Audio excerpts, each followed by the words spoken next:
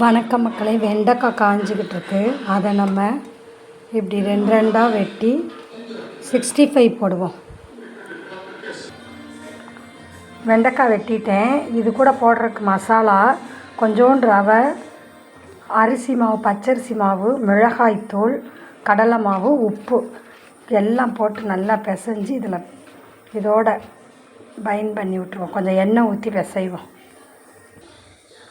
நல்லா எல்லாம் போட்டு பிசைஞ்சிட்டேன். உப்பு வரப்பு கரெக்டாக இருக்குது. இதில் நல்லா பிசைஞ்சு ஊற வச்சு ஒரு அரை மணி நேரம் கழித்து வந்து பொரிச்சு எடுப்போம். நல்லா அரை மணி நேரம் ஊறிடுச்சு. வாங்க எண்ணெயில் போட்டு பொரிச்சு எடுப்போம்.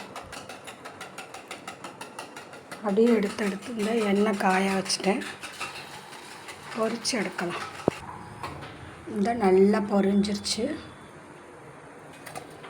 வாங்க டேஸ்ட் பண்ணுவோம்.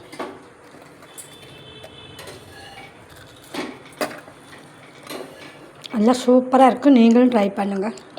வெண்டைக்காய் 65.